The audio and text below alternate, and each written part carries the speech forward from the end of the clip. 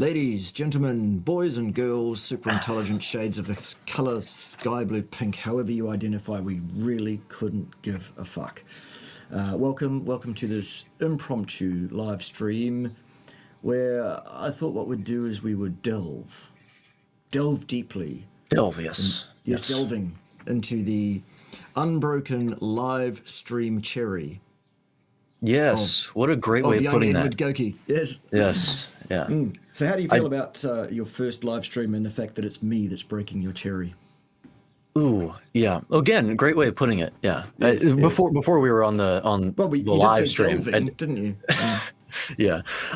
No, I'm pretty excited. I mean, I'm a little, nervous, I guess you could say, because I'm on the spot now more than I've been before, because everything's pre-recorded, and of course, as everyone knows, all the cuts I make are me cutting out all the mistakes I make because I'm an idiot. So now they're all going to be exploited on live, of course. And of course, yes. So, the other argument, of course, is that you're nothing but a mimic. All you are is mini me, and you just copy. Of course, yes. So well, where's the lie? Where's the lie, Bart? That's of course what I'm doing. I don't know. That's what we're going to find out today. What I thought we'd do is I'm going to throw young Edward a bit of a challenge here, in that he and I together, mostly him, are going to respond to one, not a doctor, Paul Saladino, I don't know, who recently made a video called "What Happens When You Stop Eating Carbohydrates." And what we're going to do is when Eddie wants the spacebar pressed, that's what'll happen. I'll press it, and he will say things and stuff, and then we'll see how similar it is to what I might say. And the way that we're going to gauge that is, well, I've already recorded my own version of responding to Paul Saladino, I don't know, with respect to this exact same video. So that might be an interesting compare and contrast at some point. I'll probably post that in a few days. Yeah, maybe this is a little bit of an impetuous little response here, but I'd like to criticize the title already. The implication is that something bad will happen to you, and of course we can criticize that all we want to when the video starts, but the video title is already flawed in the fact that why are you going to imply, the fact that you're saying, well, what happens when you cut carbohydrates out of your diet effectively, is what he's saying. Things happen when you change your diet. So what's the point of why is it the case that the implication is necessarily bad whenever you say, what happens with your body whenever you cut out carbohydrates? I mean, the implication there is, of course, that's a bad thing, that your body changes. Well, your body changes when you change your diet. So what the hell's the point of the title? So anyway. Exactly. It's in order to garner your click. Of course. Eddie. Yes. And there's nothing wrong with clickbait as long as it remains voracious in terms of the information contained within the title. Yes. And the problem is that that's not the case with Paul's videos. Yes. The clickbait is misleading. Ted, could you do something about that fucking fly that's buzzing around in my office, please? Yes, sir. Or you could just go down there and do what it is that you normally do down there, Ted, with the knobs, the knob twiddling and stuff. And then we'll just deal with the fly, frankly, because if there's knob twiddling happening, who cares about a fly? Yeah, who cares about a fly? Exactly. Of course. So before we dive into Paul Saladino, I don't know, and his, frankly, quite stunning video. Is this new? Or is this old? No. Well, the video is relatively new, but the idea that Paul doesn't have the fucking first Okay. It's not new. Yeah. The video's new though. Okay. The video's relatively new. It's Jesus Christ, he's got 811,000 subs.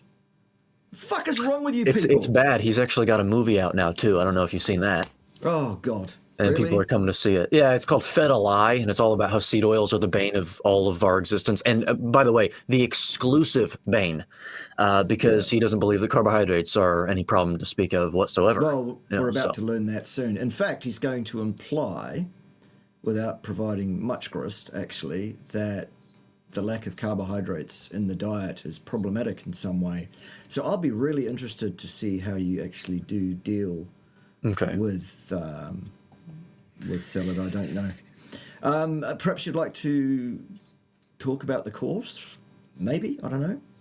The upcoming books, maybe, whatever. Yes. Well, so in terms of the course, the very first thing you mentioned, we do have a carnivore course that I have been working with. The main person that has created the entire course himself and had the idea. was one by the name of Coach Peter. He goes by Carnivore Coach Peter on Instagram, if people want to go ahead and follow him. But he asked me to contribute towards the course. I made 4 module videos for it. And that will be coming out very soon. There was already a soft launch done, and I'm in that group, but it was just to test how people were to receive the course and are to receive it. And so far, it's looking good. We just got off of a call with Coach Peter. Bart and I just got off of a call with Coach Peter about Bart contributing at least some bits of knowledge in there. So it's something that I'm actually really looking forward to, and I think that a lot of people will benefit from it. The thing about the carnivore coaching courses and everything is that they're very slim to none in terms of their existence right now. There's a lot of coaching courses for a lot of other diets, or just a lot of fitness programs that are completely indifferent to diet in the first place. It's all just calorie counting. But the carnivore thing, as much as it is becoming mainstream, it is still a nascent sort of class. And so it is something that is really important for us to be proactive in promoting. And one of the ways in which we can do that is offering substitutions for coaching programs. So that is something that I think a lot of people will benefit from if they'd like to go check that out. There is no public release yet, but it is coming very, very soon. And I will alert everyone of that on my channel, on my community page, when that is out. So very, very good indeed. And let's have a word about the upcoming 2nd edition of Contraindicated. Yes. With the foreword written by myself. Right. Yes. So many of you guys already know that may be on this live stream already, that are already fans of me and know who I am, that I have a book out by the name of Contraindicated. I thought it was a pretty apropos name for the contents of the book. It's called, subtitle is A Closer Look and Revision of Mainstream Health Axioms That Have Perpetuated Illness, Disorder, and Disease for Over a Century. If people have been watching my channel long enough, they probably already know as well that I had problems originally with the first edition of the book in terms of getting it published, and so there were a little bit of some issues. But fortunately, I have been working on the 2nd edition for the last few months, as well as an ebook version for it and an audiobook version for it, done in my entire voice and edited by someone, a pretty professional sound producer from the UK. And that is almost done. And once everything is done with that, as well as the foreword from Bart, once again, as he mentioned, then we will get that out. So we're getting that out at the latest by April 1st of next year, which the irony is not lost with that release date, but it'll probably be way before that. So probably January, February is what I would say next year, 2025. So super duper. Excellent. Yeah. All right, ladies and gentlemen, for your viewing pleasure and for my interest, edification, and amusement, probably, let's hear what young Edward Goeke has to say regarding not a Dr. Paul Saladino I don't know, regarding this is what happens when you stop eating carbs. Dum, dum, dum! Right. Things happen. And when I say dumb, dumb, dumb, that's basically what Paul has to say. It's right. Dumb, dumb, and dumber.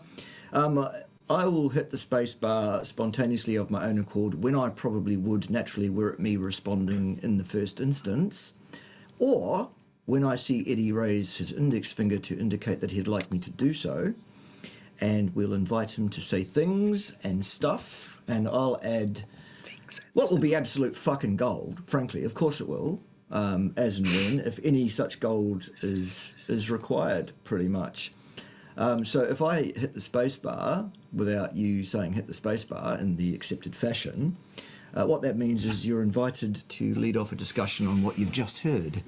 Okay. And if you've got nothing, then that's fine. You can say, no, I don't know what you'd want me to say about that. And actually, you shouldn't be concerned about what I would want you to say remotely. You should say what Eddie would want to say. Exactly. Yeah. No pressure. Exactly. No pressure at all. No pressure. 100 viewers or something. All right. So but, yeah. Here it goes. And do let us know if there's any audio issues or whatever, folks, so that we're not just talking amongst ourselves here, because I'm still a technophobe and things do still go wrong. Otherwise, if we don't hear from you in the background, we'll assume that you're all happy with what's going on. How's that? Very good. Here it is. There is evidence in humans that ketogenic diets, that is limitation of carbohydrates. Already, as soon as Paul talks about evidence in human beings, he is exclusively referring to the area of human nutrition science, which isn't science whatsoever. So to call it evidence is already a contentious viewpoint. Already. Correct. Yep. He doesn't know any other evidence besides human nutrition science, which once again, contentious to even call it evidence. Okay, continue. Yeah, I would also add to that I have critiqued not a Dr. Paul Saladino, I don't know, a number of times already on his ability, or in fact his lack of, same, his destitution of ability to actually critically understand, evaluate and communicate with a lay public about what it is he's reading, to the point of actually stating that papers are concluding the exact fucking opposite of what they actually are. Yes, concluding. with the fructose amidori products. I remember that one.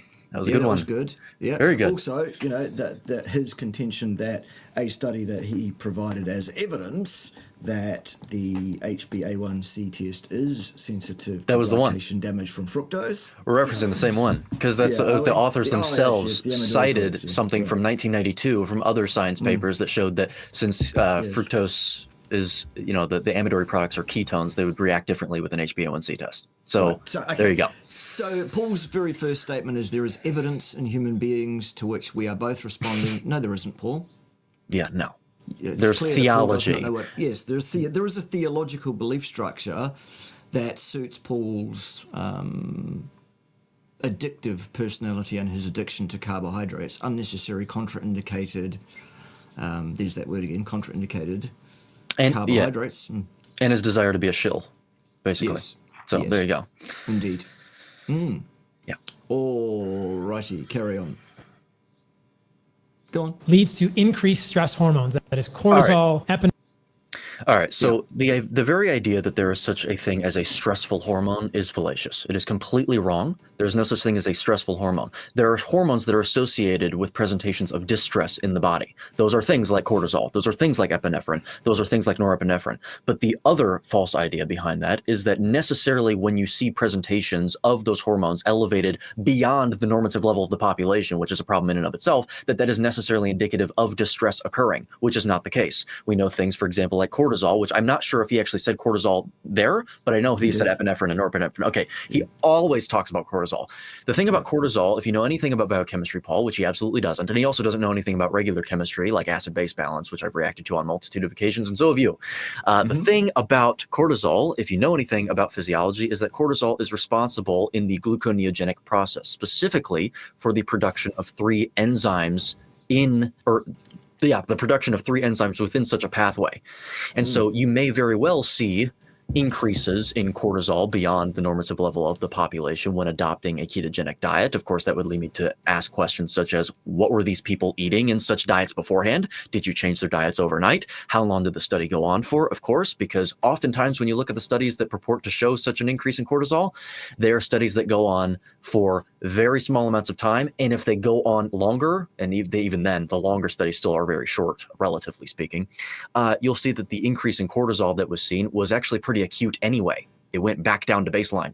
So anyway, that's a problem right there. Epinephrine and norepinephrine, honestly, that's even less of a problem in my opinion when it comes to a carnivore diet. And that's sort of, I already said cortisol increases wouldn't necessarily be a problem at all. So what is less than zero, right? But anyway, I don't think that would be, I don't really see any studies showing that there's even acute increases in epinephrine or norepinephrine when going on a carnivore diet. Those are usually released whenever you're in a fight or flight situation, not when you're in a catabolic state. So that's just ridiculous. I just recently covered this in a video reacting to Paul that I have set to premiere next week, by the way. That's why I asked you which video this was that we were going to react to, because I reacted to another one that was a clip between him and Anthony Chafee from a past debate they did, wherein in the video, he actually says that he doesn't know who you are, Bart. And trust me, I covered that pretty extensively. So to much of what should be his chagrin if he were to see it. But of course, I think he's not conscientious enough to actually be embarrassed when he should be. But anyway, that's what I have to say to that. Yeah. Okay. So can you also confirm for me, Eddie, that you have not seen the video that I recorded my own time yesterday afternoon, where I'm responding to this video of my own accord without your input? Right. I have not seen anything from this. Swear on my life, if that helps in the integrity of that. So yeah. Good. Yeah. So what we are actually establishing is that what Eddie is saying is ostensibly almost identical to what I said of my own accord yesterday. What a shock. Which is a good thing. So either we're both prodigies, or one of us is and the other one isn't, or Eddie is a clone of me, even though clones with the aren't accent actually, and everything. See, the thing is, if Eddie's a clone of me, can he do that? Can he do what he's doing live right now? Could he do that? Right. Don't know. Yeah. Reflux causes the alkalization of the stomach acid. No, it doesn't. This corrupts the signal from the vagus nerve. No, it doesn't. To the brain, and then sends a signal to the esophageal sphincter to relax and open. No, that's false. Sorry. Right. Good. Okay. I don't agree with Paul. Good, but you are misquoting him when you say he says stressful hormone. We didn't say he said that. You're misquoting us. Neither one of us said he said stressful hormone. Well, I would like to know the term he distinction. used was stress hormone. Right. I'd also like. It's a hormone. I'd like to know the distinction between stress hormone and stressful hormone. Anyway, I mean, is stress Exactly. hormone the insinuation that the hormone is involved in stress responses? Because of course that still begs the question as to whether it's involved in other processes as well. Okay, So- and perhaps also we should cover the difference between stress and And distress. distress. Oh, fuck me, there you go. There it is. Distress implies counterproductivity. They're almost synonyms in the body. The body is trying to do something to counteract something else, but the process of that, the results of that are something that have the cons outweigh the pros. Yes. Pretty much, yes. It doesn't mean that the body shouldn't be undergoing said distressful response, because it's always an externality that is at play that is the real problem. The body itself is right. I mean, that's what it is, operating under the dictates of genes that have evolved over the course of over 3 billion years of evolution under positive and negative selection pressure. So to say that it's at least right, right, kind of like the universe was a certain age and now it's double apparently. So exactly, yeah. Yes. All right. Good. So we've covered off a lot of material there straight away already in showing basically the theological nature. Fucking seconds. 7 seconds. 7 seconds, Paul has revealed himself as A, incompetent, or at least disingenuous, with malice aforethought. We have established that his position is entirely theological. He is referring to stress hormones, which is a label.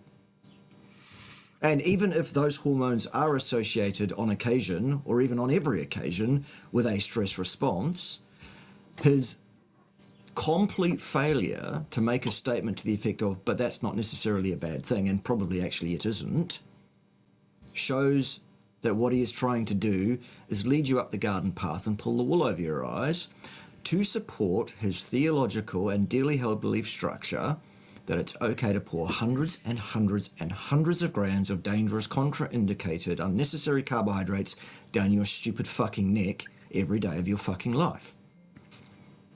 Yeah. Basically. Exactly. Good. All right.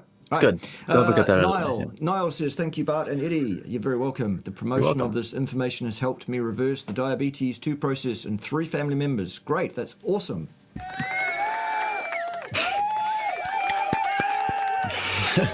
Yes, when does the contraindicated audiobook drop? Well, on or before the first of all of those April. copies, all of those formats will drop at the same time. They will be released at the same time. Yeah. Excellent. And while we're doing promotions, at the bottom of the screen there's a ticker tape going across, and it will go across for the entirety of this live stream presentation, inviting you, those of you who are in the Australian and New Zealand rural markets, the test market, to show your support for hardcore carnivore formulations of Stem Enhance, which has, well, 2 major differences to the standard formulation. Not that the standard formulation is bad in any way. It's not. It's fantastic. It's exactly what it says it is. It's a great product. It does what it says it does. However, the standard product is presented to you in a capsule made of cellulose, which has come from a plant, so it must be bad. And the other thing that's not perhaps optimized in terms of a carnivore audience is the flow agent that is used to get it into those cellulose capsules is a rice starch, a resistant rice starch. Well, it's come from a plant. Rice is a plant, isn't it? So what I've said to the company is, for goodness sake, give us a formulation that doesn't use rice starch or a cellulose capsule, and they've said, oh, all right then. However, it has to be supported by the New Zealand and Australian folks before they'll take it international. So please do. You can get that either from myself or you can get it from Eddie if you're in the Australian and New Zealand market, whoever's business you're in, because we'll both get paid either way. The other invitation is for you to come and visit us here in the sovereign independent nation of Pimbatia, where there will be no use of Bovier or Bovier or whatever the fuck it's called. None at all. On pain of death, actually. We are now, for those of you that don't know, we are now farmers ourselves, Pim and I, as well as trying to run an online empire. And what we thought was a good way to get some of the work done around here that we don't have time, energy or effort to do necessarily, because it's a big property with a lot of issues, is to invite some of you to come and stay with us. Selected folks, of course.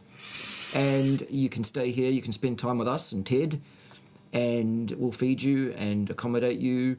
And we ask you for about 20 hours a week of labour in return for that. And also you'll be able to tool around the upper South Island of New Zealand, which is one of the most beautiful places in the world, and do amazing shit as well.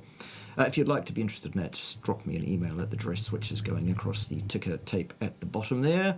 And you'll have to get past Ted. He will vet you for acceptability of your application. Good.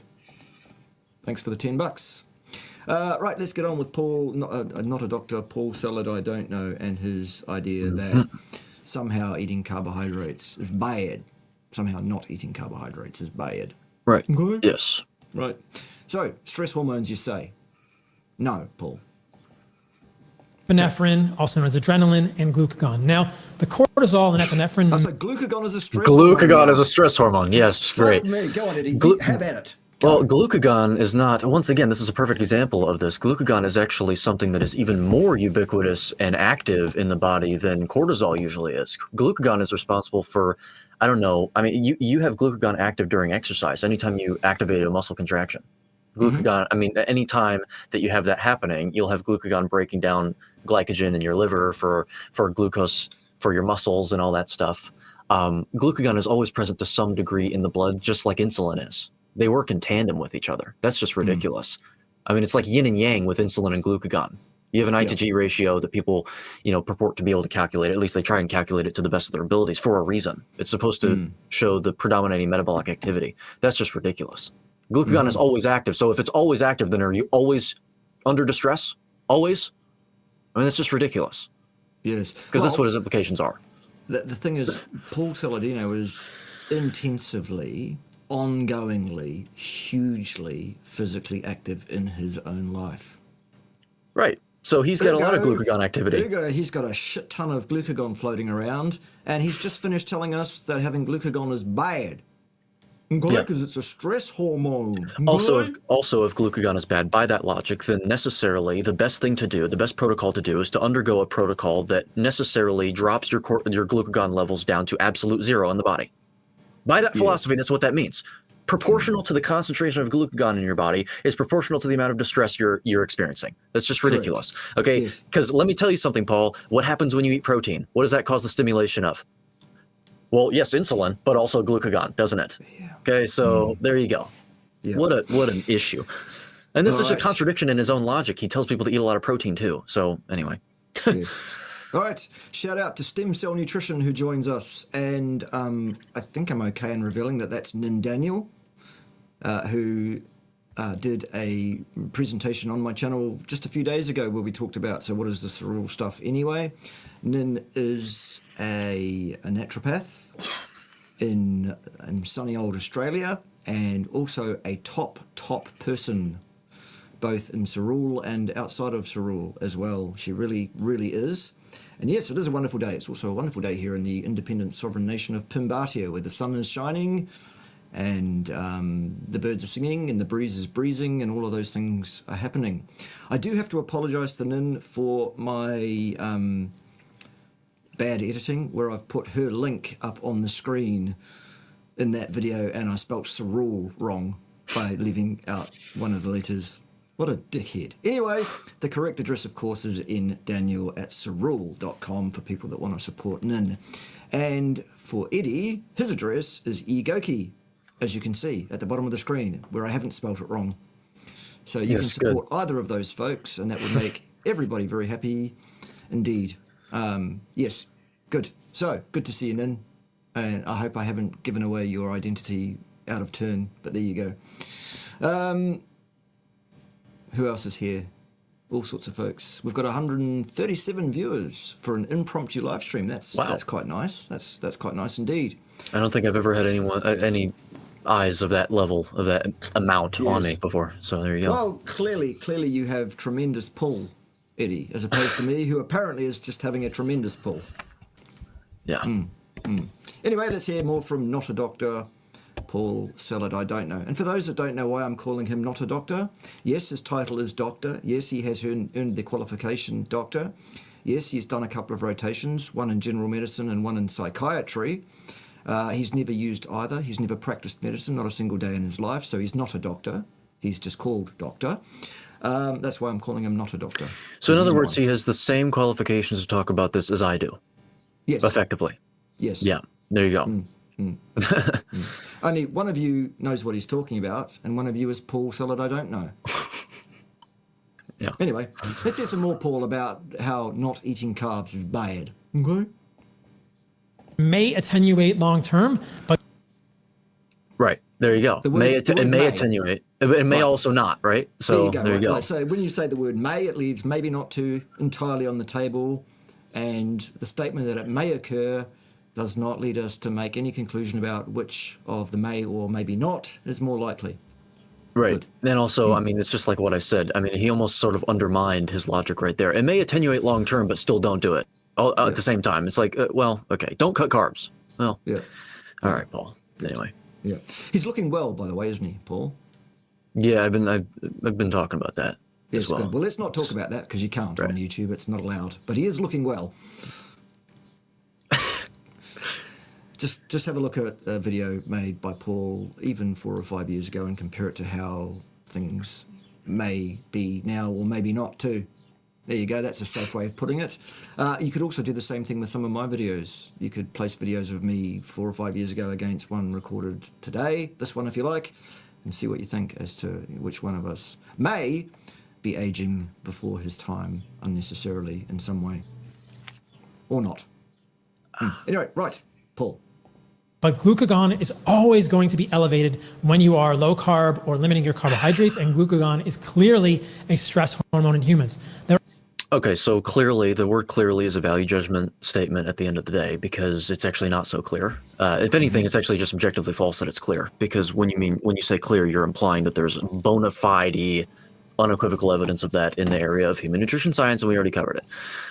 So there you go. It's clearly something, actually, if you want to use the word properly, it's clearly something that is extremely important in the body for its bodily, for the processes of the body. And actually, nowhere in the body is there evidence that glucagon is even active during times of distress anyway. So first of all, there's evidence that cortisol is, in certain circumstances, sure.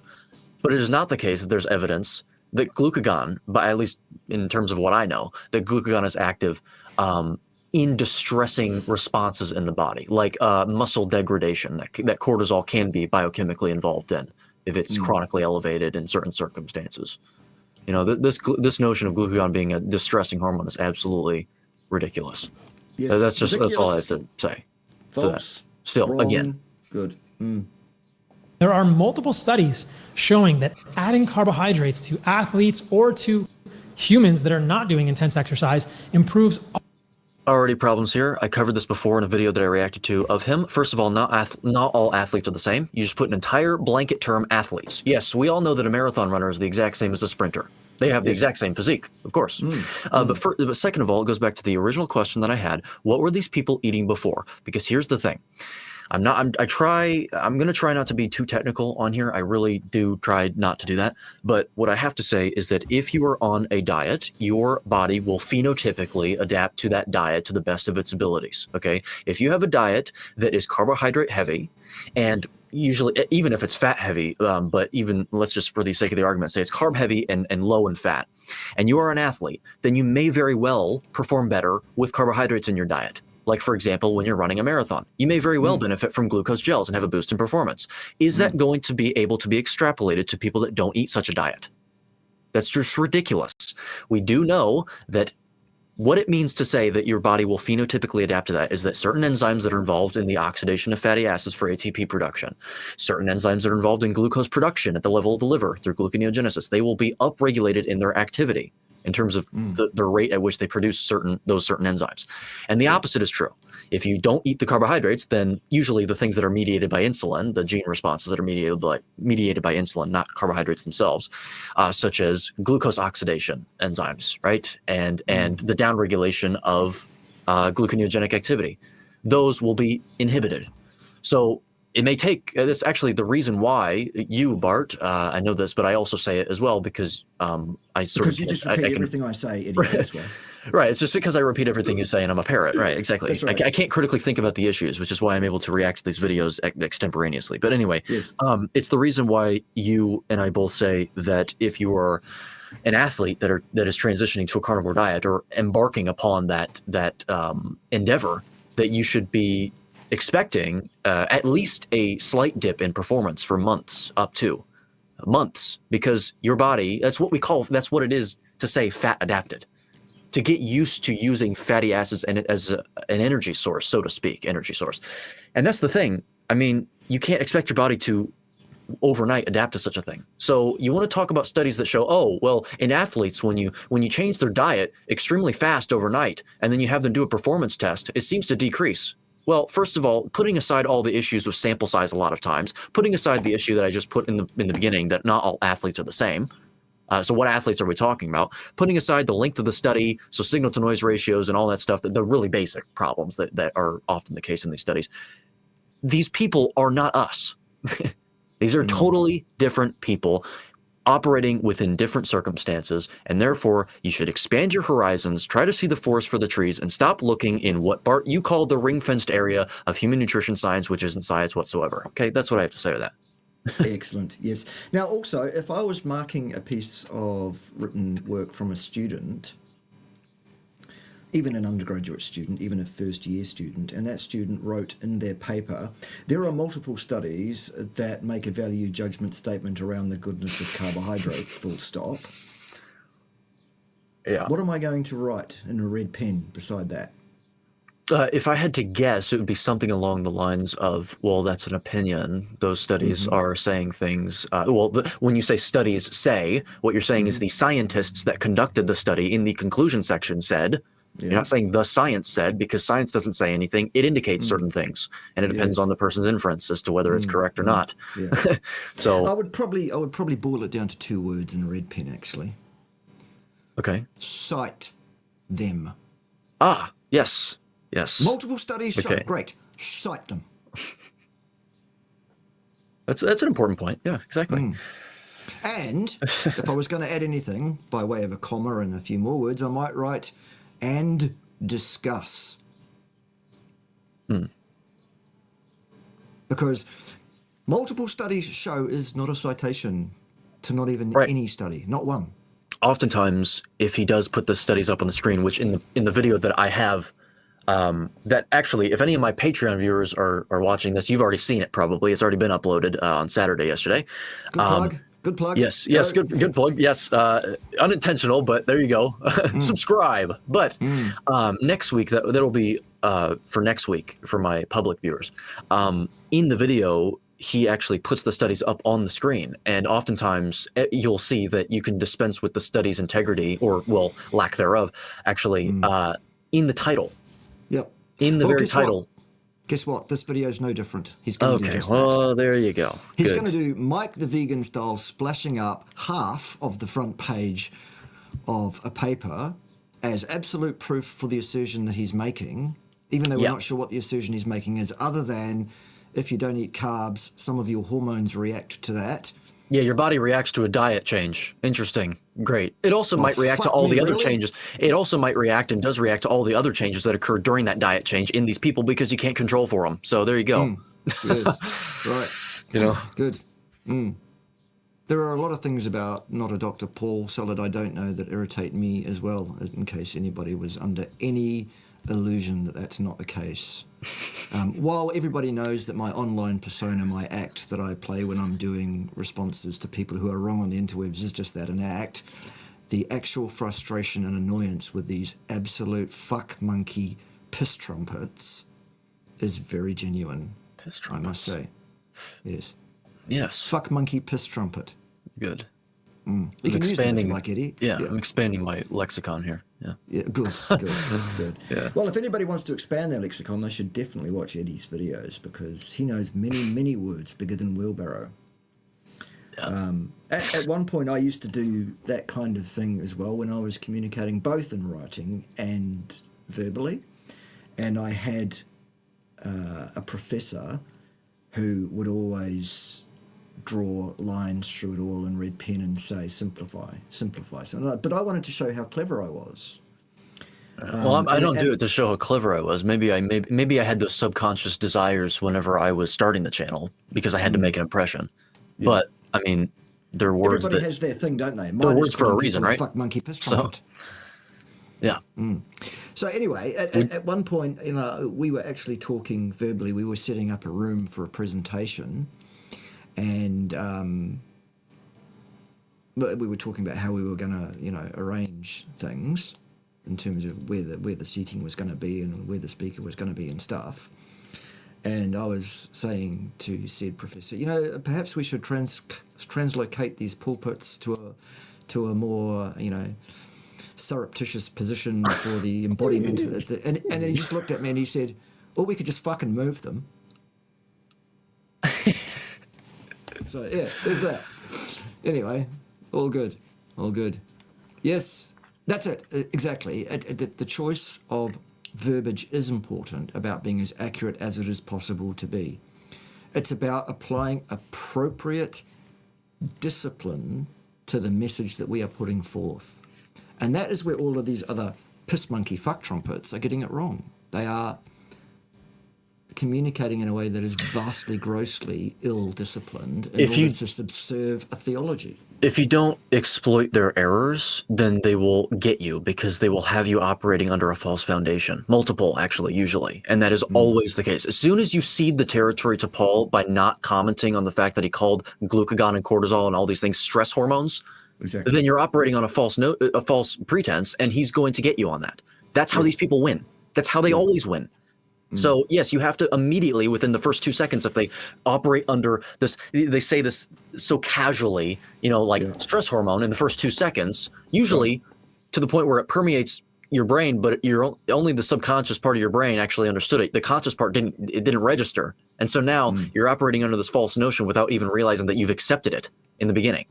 Yep. And then they'll get you with it. Exactly. So there you go. Yeah. And that's also why people say, I often accuse others who I'm critiquing of, huge amounts of repetition. And yet I myself repeat the same critique of the same point again and again. It's because the second you let falsehood pass without correcting it, in a tacit manner, accepting that falsehood and allowing it to take root there in a person's mind. You must dig that seed out straight away, every time. Every time, yes, exactly. Time. That's why I'm doing it. Yeah. Good. All right, let's carry on because we're... Yes. Let's continue. We're whopping 29 seconds in. Good, yes. Yes, good. Okay, off you go, Paul. All sorts of metrics, improves cortisol metrics, improves recovery from exercise, or improves thyroid hormones. Okay, so begging the question fallacy that all of these metrics that are basically constructs are necessarily indicative of your overall health status, necessarily. All the way across the board, universally, ubiquitously. That's another point that I wanted to add there. Usually those are all based on arbitrary cutoffs, like the HbA1c test is based on an arbitrary cutoff. Everything's based within thresholds. There's no relevance to even, most of the time, symptom presentation. So the overall presentation of the individual. So anyway, that's another point that I want to add. I'm going to try and Very keep good. things terse now because we're trying to get through the video. But yeah, that's Yep. something. There you go. Absolutely correct. And, improve is a value judgment statement. Yes. Science And is litigated empirically. arguably, the words improve and worsen should not be used to describe said results that are not necessarily indicative of overall health status if they are not necessarily indicative of overall health status and are based off of normative levels of the population, which makes it even worse. There you go. I mean, what happens when someone presents with everything in normal ranges, but they present with multiple symptoms? You going to tell them that they're fine? Well, actually, they will, usually. So, there's your... But your labs are fine, so it's okay. Yes, Or exactly. you feel great, you feel fine, you've never been so healthy, everything's great in your life, but this number here is off on your blood test, so we better give you a poisonous, dangerous, contraindicated metabolic poison. With to deal no with it. long-term health safety data because you can't perform long-term health outcome studies on human beings. So, Correct. there you go. Good. Right, Anyway, go good. Paul.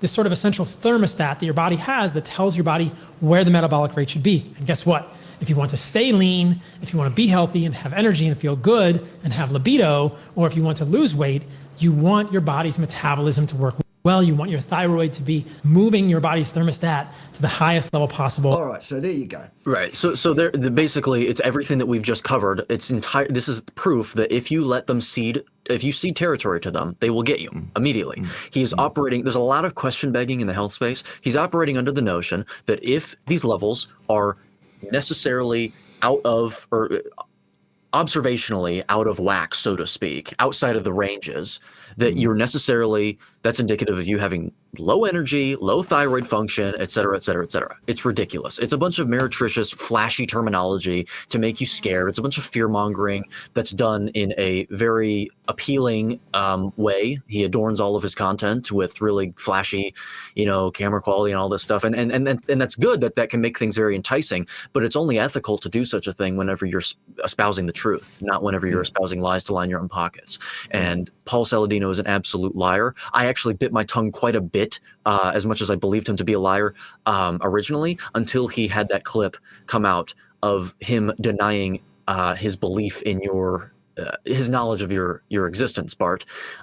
You did 2 interviews, and I screen recorded him saying your name multiple times in those interviews, clipped them together, put them right next to him denying your existence. It was amazing. You don't forget conversations like that, Paul. Okay, you don't forget those. I don't care how long ago it was. You talked to that person. You know who they are. So ridiculous. Yeah. Anyway. Absolutely. And the other thing that I would add to all of that is basically in the last sentence before we pressed pause, Paul explicitly stated that the higher your metabolic rate, the higher your thyroid function, therefore, which is also false, the better. Right. So overall, Yeah, so the necessarily, entire sentence always. is a falsehood. Yes, Necessarily exactly. also more thyroid function is somehow means you've got more metabolic rate. Absolutely necessarily, which is wrong, and that's good necessarily, which is also wrong. Yeah, exactly. I mean, that's basically the reason I didn't really exploit that one is because it seems pretty trite at this point because we've been saying it over and over and over again. I mean, because at the end of the day, I mean, Paul will use these tactics throughout the entirety of his videos. That's all he does. Yeah. That's what it will be. It will be a bunch of just question begging. Always operating on false foundations and catering to, therefore then espousing demagoguery based on those foundations, appealing to people's prejudices and whatever. Yeah. Yeah. There you go. Cool. Apparently I'm amazing. Professor K is amazing, in my opinion. In my opinion. There, you like that suffix there. Yeah, there you go. Yes. Indeed, Ed has a channel. How dare you not know that Ed has a channel? He does. There it is. I've had some stagnation recently, which is okay. Right. But I have some pretty loyal viewers, and I'm good to see that. I'm not tanking in views. So that's good. Yeah. Yes. Yes. Maybe that is true. Maybe Paul is suffering from fructation-induced dementia, which of course the A1C test will not show up, Paul. Yeah. Despite the fact of your contention that it will. Right. I won't. do want to add a note. There is a tiny bit of nuance in that. Much fructose that is consumed is transmuted to glucose in the liver, which can have an indirect on raising your HbA1c over time, sure. The entire point was that the HbA1c does not directly measure fructose glycation, which you have to consider the fact that in order to get to the liver, it has to travel through the blood, and it's also doing damage there. So it doesn't account for that. It doesn't fully account for it. So even if you do want to cite a study that may indicate that, sure, it has an effect, an ostensible effect at least, on an increase in the HbA1c value, you can't say that that was because it directly showed fructose glycation, because it didn't, because chemically speaking it does not do that, which was it was basically just a bunch of coping from Paul in that video whenever I first saw it. And he looked actually visibly distressed during it, looked visibly frustrated that he was being called out for his nonsense. Yes. Which may have been why he cited a study that showed the exact antithetical argument as per his conclusion, because he wasn't really thinking straight, which that begs the question of whether he is ever. But, he definitely wasn't thinking straight that day, I don't think. He was just very overcome with emotion that day. So perhaps, yes. Jeremiah, good to see you, my man. The answer to your question here about what is cortisol, it is a hormone. It is, yes, it is a hormone, which means it is a signaling molecule. To simplify to the best of our abilities, it is something that signals to the body to do something else. It regulates certain metabolic processes, sure. But it is it can be associated with distress, but it has a role, and those roles are exactly what they are and exactly when they should be performed by the body given the circumstances. Yeah. So it's not necessarily indicative of distress. That's the point. Correct. It can be associated with distress, absolutely, and or stress, which isn't necessarily bad. Which isn't necessarily, yes, exactly. However, the label stress hormone is a value judgment statement. It's not a scientific fact. Right. It's nonsense. It's theology. Quick question about Cerule. Is this product available in the USA or just New Zealand, Australia?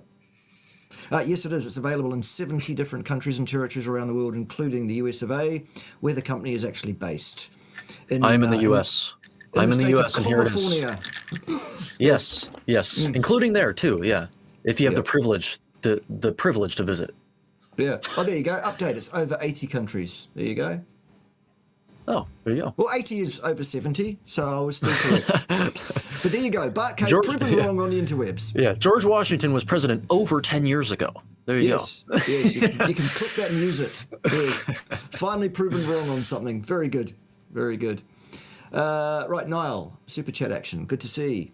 With RFK promoting keto as anti-cancer, do you think that the new US administration may turn around the nation's health? Well, they're trying to do the right thing, aren't they? Yeah, they may.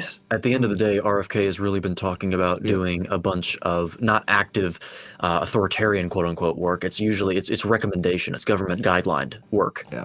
So which I think is actually for the best. But yeah. Paul's a fructose addict. Well, of course he is. Paul's an absolute fructose addict. He always, and really, in reality, he always has been, which is why he jumped right on the fructose train as soon as he had the opportunity to. That's at least my opinion. That's what I think was going on. Right. Yes. We'll Elon up some things. Yes, and also to add to that, let's not forget that the former Trump presidency, the former Trump president, the same bloke, was very much behind that thing that should never have been given to anybody under any circumstances, wasn't he? Yes. So let's not forget that. He's much, much preferable to that other ridiculous cunt that stood against him, and then the other ridiculous cunt that replaced the ridiculous cunt that was standing against him in the first place without ever being elected to stand against him, by the way. She was installed, actually. That's what that was. As such, and that failed as well. But let's not forget that nobody in the spectrum of these people is without blame in terms of damage they have done previously, which they should, all of them, stand to account for, in my opinion. Anywho, let's move on to how salt is rock. Salt is rock, yes. I actually recently had someone messaging me about how they avoid salt because sodium will cause the cells of the body to explode, and then I had to talk about electroneutrality and stuff like that. Fuck me, really? Which, listen. No offense to people that actually do not know this stuff, and they're asking out of good faith and curiosity. Okay, but this is what happens when people people that shall remain unnamed have a voice on the nutrition space when they know absolutely nothing about anything regarding nutrition. That's what happens. So, speaking of people who know absolutely nothing about what they're talking about, there's some dust in this room. maybe you inhaled the fly. Maybe that happened. Maybe. Good. I know an old woman who swallowed a fly. I don't know why she swallowed the fly. No singing. Right, Paul, carry on. Yes. At all times. So consider some of these downsides of ketogenic diets. Well, hang on. Okay, hang on. hold on. Downsides. Oh, yes. Oh, what wait a minute. downsides have you seen, Paul? Didn't we just cover that? Yeah, exactly. Yeah. So now let's just remember they're not downsides. He just assumed that, and that was his opinion because and that's coming from someone that has very poor judgment about everything regarding nutrition. So there you go. Right. Now, let's say argumentatively, or for the sake of argument here, and also for accuracy, because this is the case, what I'm about to say, if any person, made a video where they put what you see on the screen up on the screen right now, and does not discuss that paper, does not critically analyze that paper, does not tell us anything whatsoever about the methodology used in that paper, what can you conclude about that paper, and what does this screenshot of half of the front page of that paper tell us about anything whatsoever? I think the answer is nothing. Maybe it might be difficult for me to answer that question without any multiple choice answers, options. But I would say much less than nothing at all might be an answer. Right. That would be acceptable. There are some clues here, Ever, in the title, aren't there? In the title, there are some clues there immediately. So short term. So it can't be extrapolated to any long-term health outcomes. Good. Correct. So great. Right. Ketogenic diet, define that. What is a ketogenic diet? Because first of all, even if it is bereft of any carbohydrates, not every carnivore diet even is the same. So what was the diet actually constituted of? Yes. How many carbohydrates were in it? Blah, blah, blah, whatever. So what was the diet? In pairs. Okay, so good. So that's a cause and effect statement, right? So we know we know everything about value judgment. Plus value judgment as well. So that's also, that's up for debate. That's pretty ambiguous. Markers, so constructs, because that's what markers are. Most of them, they're based on normative levels of the population. And sometimes they're actually based on epidemiological long-term prospective cohort studies, or long-term, right? That actually, therefore, render them even less significant. But anyway, again, it goes back to the question, what is less than zero in reality besides negative numbers? So, whatever. Of bone health, so what are the markers for bone health? Okay, so what are the markers of bone health that we're actually looking at? It goes back to what we were just saying. In response to exercise, what kind of exercise? Excellent. What kind of exercise actually, and also in response to means associated with the adoption of that exercise. So in other words, it's an association conducted in people or shown in people that were not controlled, and therefore we're doing a myriad of other things in their lives. Good, great. So absolute rubbish. Also, what was the sample size? A lot of things that I would add to that. Great. In whom? Which population are we referring to here? Right. Was I in the study? Was Bart in the study, guys? Personally, were you? Well, yeah, exactly. No, I wasn't personally. Okay. Not that I remember, at least. So who were these people? Also, short-term ketogenic diet. Well, that would suggest probably a sudden change of diet overnight at the onset of the exercise, the protocol that they're talking about, with no transition. And we know absolutely that people tend to respond negatively in many markers of health to changing their diet suddenly overnight for any reason. Also, what was the conflict of interest? That's always fun to look at. Yeah, if there was one. Yeah.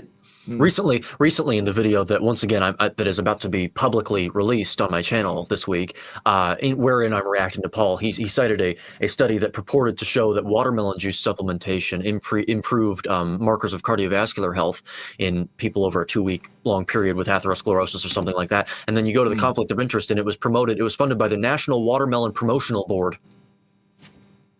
There you go. There you go. So that was fun. Anyway. Yes. All right, good. So, Paul, you've splashed up the title of a paper and half of the front page that gives us no information whatsoever on the methodology, veracity, utility, or meaning of the study in any way, shape, or term. What you're just doing is putting up something that appears on its face to support your theological belief that pouring contraindicated unnecessary toxin down your stupid fucking neck every day of your stupid fucking life is a good idea. Right. And that's the thing. I mean, a lot of times you have to be sparing. You have to be frugal with what your titles are. You can't put all the information in the title, so you do have to sacrifice some of the detail for the title. That's not why we're criticizing the title. We're criticizing the title because that's the only thing that he usually shows. He only shows the title, and therefore there's ambiguity there. There's questions to be asked, and he never actually goes into detail. What he usually does is he might read the abstract and the conclusion because, and by the way, when authors write these studies, when the scientists do the studies and the authors write the papers, they know that that's what people are going to jump right to. So they tactically write their conclusions and abstracts to cater towards that audience. So you have to actually look at the hard data in the study or in the studies.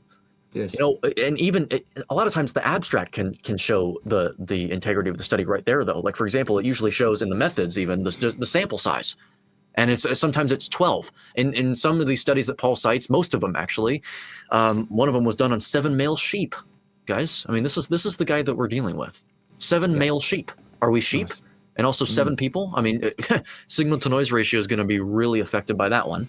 So there you go. Yeah. Anyway. Okie dokie. If money is an issue, would it be preferable to get a few STEM, enhance, or a wellness pack? Well, let me ask you this. Can you afford free? Can you afford no dollars and no cents, absolutely free? If you can, and you'd like cereal products and pretty much enough to sink an average-sized battleship for free, using a methodology which is as easy as a dog with a note in its mouth could do it, why don't you email Eddie or myself and ask, because we have a program for that. However, if you seriously want to pay for product for some reason, absolutely will allow you to do that because that's how we make the most profit, even though that's the worst possible thing for you to do. We'll let you do it, absolutely, because that's how we get ours for free. However, we'd prefer it if you got yours for free as well, frankly, because we're actually here to help people. So just send us an email, we'll tell you how to do it, really. Good. Yeah, but if you do want to pay for it, sorry, I was getting to that. If you do still absolutely bullheadedly want to pay for your products, you can, absolutely, but I would suggest to you that probably you would go with a wellness pack because they are highly synergistic. And the 3 products I would have in your wellness pack are Stem Enhance Ultra or Hardcore Carnivore Stem Enhance if you're in the Australian and New Zealand market. I hope they are now available for addition to wellness packs. I'm not sure on that. Yeah. And Sciactive and Plasma Flow. Just want to give you a heads up, Bart. I got to get off in about 10 minutes or so. I didn't expect it to go. And I mean, I want to finish this video, but that tends to be what happens whenever I watch longer videos. You know, we have so many comments because they, within 2 seconds, will start espousing falsehoods. So, yeah. Yes. Yep. Okay. Well, let's just get through a bit and we can respond. Basically, okay, so we've got the title of a paper splashed up, no discussion of what's in it. He's going to read the conclusion, which, you know, doesn't give you any context either, and actually is an opinion because, once again, science is... Conclusions are opinions written by authors. That's that is what they that's are. Right. So science is litigated empirically with numbers, and that's in the results section, which Paul won't even go to. So let's hear that. Here's a paper, a short-term ketogenic diet impairs markers of bone health. Markers of bone remodeling were impaired after short-term low-carb, high-fat diet. 25 male and 5 females. All right, so mixed genders as well. So there's a possibility for Simpson's paradox. Exactly. Does that actually represent either one of us, Edward? Is either one of us 5 to 5? Yeah, not necessarily. They're genotypically... I think you'll find we are both males 100%, aren't we? And females are 100% female, and never the twain shall meet in terms of physiological responses, actually. Right. And even then, that's a contentious viewpoint. How dare you say that, Bart, in 2024? I know. But what am I talking about? Neil deGrasse Tyson says that men and women in the same weight class are absolutely evenly matched. Of course he does. Yes. You fucking womble. Completed 3 to 5 weeks of energy matched. So also it's based on another false foundation because the human body doesn't consume energy. It consumes mass. So good. Great. Yes. High carbohydrate. So define that. What is that? 8.6 grams per kilogram of... I mean, what is that supposed to represent? Can you tell me? You're a scientist. You probably know what D to the -1. HCHO. Wow. 8.6 that grams means- per kilogram of, and then the D afterwards. I'm assuming Oh, per day. per day. Okay, so per day yeah, of yeah. protein, 75 to 80% of energy from fat. Mm-hmm. There's an issue right there. You see, here's an interesting point to mention for people that may wonder why we're putting so much emphasis on energy versus mass.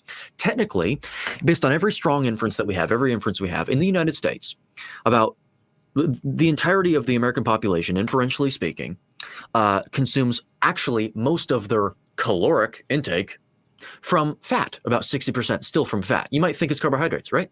Well, I'm here to tell you that it actually probably still is, because their metric that they used was caloric intake. Well, how many calories are in a gram of fat? Well, there's 9 calories per gram, and there's 4 calories per gram in carbohydrates. So if you take 500 grams of fat and 500 calories of fat and 500 calories of carbohydrates, you're going to be holding a lot less fat than you are of carbohydrates. So actually, the effective mass intake for Americans probably is mostly carbohydrates still. It's just not their overall caloric intake, quote unquote, and it's in quotes because you don't intake calories. That doesn't happen. Correct. You can't do impossible. that. So that's why we're putting emphasis on here, because it skews the entirety of the results. It skews the entirety of the results. Awesome. And the other thing up there is they completed 3.5 weeks of, well, who cares beyond that point? You can stop reading right there. 3.5 weeks of something without any adaptation to a sudden change in the diet was associated with something or other. Well, who gives a rip-roaring flying fuck? Right. I And don't. what were their metrics here? I mean, okay, area under the curve. I don't even think they listed that, did they? Yeah. Yeah. Yeah. What was the area under the curve? Whatever. Right, so Okay. that shows absolutely nothing at all. Right, I think at this point, because what Paul is now going to do for the next bit is just start doing exactly the same thing, which is reading out the title of a paper, the title of which being basically the clickbait for people to read that paper and no information about that paper, and then reading the conclusions about that paper without really talking about anything that was done. And the entirety of the rest of the video just says, so there you go, I've proved it absolutely. If you stop eating carbohydrates suddenly without any adaptation over a very short period of time, your hormones will react to that change in your diet. Well, so fucking what, Paul? Yeah, and therefore it's a bad thing, and therefore you should consume. And not to mention, I mean, this is the thing. He wants to talk about carbohydrates' importance for stimulating insulin. And, you know, I try, in every single one of my videos, I steel man every single argument I hear. I try and give every excuse for why you should hold, why you may find it reasonable to hold that argument. And here's the thing. So therefore, that involves me being extremely gracious and as forgiving as possible. Let's try and do that. Let's say that you somehow in a world where we needed carbohydrates for an insulin response, protein didn't do it, fat didn't do it, at least a sufficient insulin response. Do you think you need 280 to 320 grams of carbohydrates to simulate sufficient insulin? Do you think you need that many? Or do you think you might need, I don't know, like 20 grams or so? 10 grams maybe, depending on who you are. I mean, that's the stuff I'm talking about. If you genuinely believe you need a carbohydrate bolus to simulate sufficient insulin for your anabolic processes that do in fact need to occur in your body for survival, of course, do you think you need to eat 320 grams of carbs to do that? Or do you think you need like 15, maybe 20? And do you think it needs to be in the form of fruit and honey? Or do you think it might, I mean, maybe just some white rice, something that's more innocuous than something, arguably, than something like fruit and honey, that has the most chemically reactive carbohydrate, at least in the human diet, dietarily speaking, out of all of the others, that being fructose. 7 to 10 times, you've said that you've seen possibly up to 11 times more glycating than that of glucose. And there's chemical reasons behind that. There are chemical reasons behind that. Yeah. So, I mean, this is just silly. It's his attempt to justify inanity, just addiction. That's really what it is. So basically, the entirety of this live stream, you decided to have me on, which I really appreciate, because I've never been on a live stream before, and you said that at the beginning. The entirety of this was for you to show people that I'm not a parrot, and of course, I think you're the host of this live stream. I don't know how much of a job I did, how well of a job I did. Because I'm trying to come across as someone that's not a parrot. Outstanding. No, I thought you were brilliant. I thought you were outstanding. Everything you said was accurate, timely, and of a propitious nature for those who wish to seek out the best possible ongoing health for themselves in terms of at least getting accurate information about health. And I would place your opinions as being vastly more valuable than most people who hold PhDs, so-called, in this field, despite the fact that you don't. That's why I invited you here to prove that live, where you couldn't pre-record it and edit it and whatever else. So either you are a fantastic mimic and a great actor who knows exactly what to say about what's being said in the manner that I would, perhaps using words bigger than wheelbarrow that I wouldn't, or you have a mind of your own, a brain of your own, and an ability to make a real difference in the world. And I wish you all the best in making a real difference in the world. So with that in mind, everyone should go and sub to all your everythings immediately. Thank you. Thank you for that. Yeah, I said all that in the least, I tried to say that in the least narcissistic way possible. I wasn't looking for, all that. But yes, thank you for that. I do unfortunately have to get off of here. We should do these more often. Yes. I just had to get used to being on the in the public eye live. The live stream. Yes. Yeah. Yes. Exactly. Yeah. Okay. Cool. All right. Well, we can schedule one. Appreciate you. Be good. Yep. You too. All right. Ciao. Alrighty, so I'm quite happy to stick around if people would like me to stick around, answer a few questions, whatever. I've already recorded my own version of my response to this video by Paul, and I'm going to publish that on the channel in a few days, probably, so we won't go through the rest of this video on this right now occasion. So, if folks would like me to stick around for a few minutes or however long, that would be awesome, and if you want to ask questions, we can answer those. Questions about cereal and stem cell nutrition are being answered very expertly by the lovely Nin in the background, who I absolutely warmly recommend as someone that you should absolutely listen to about that, and you should absolutely go and support her cereal business as well as supporting Eddie's business if that's what you choose to do. Of course, you have to pick one person to whom you are registered as a customer if that's what you want to be, or if you're more sensible about wanting things for free, if that's a thing that's of value and interest to you, not really about sensibility, it's about, if free is of value to you, then you probably want to find out from one of us that's involved how you too could get your product for free. Up to 12 bottles a month, actually, of various mixed product, if you like. So, there it is. I shall wait just a few minutes to see whether there are questions that still come through. I realise I did a Q&A just a day or so ago, so you've probably all had your questions answered. So with that in mind, it looks like there are no questions rolling in. So what I shall do, therefore, is the usual thing, and that would be to sing all of thee a wee song. It's just so happens to be adopted. We stole it, of course, from Family Guy, for those who don't know, but it's a little song which we have made the national anthem of the independent sovereign nation of Pimbatia, and it's instructional, really. It tells us what it is that we should probably be having for breakfast, and of course it does go a little bit something like this.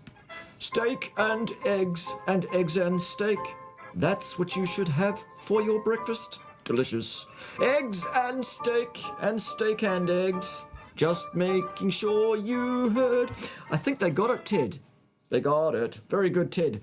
And your input in the knob twiddling department today has been absolutely outstanding, Ted. Thank you very much for that. So you go back down there and do what you normally do with the knob twiddling. Good boy, Ted. Good boy. And those that want to see Nin on the channel again too should say, yes, bring Nin on, bring her on and stuff. And I'll see if I can twist her arm to come on live and do live things. Yes. That'll be fun, wouldn't it? All right, now you all want to ask questions. Too late, I've sung the song. That means it's the end of the stream. So you'll have to join us next Saturday afternoon if you're in the US or on that side of the world, into the evening if you're in the UK, and or indeed Sunday morning if you're in Australasia, really quite early if you're in Australia. I can't really help that. That's the way it is.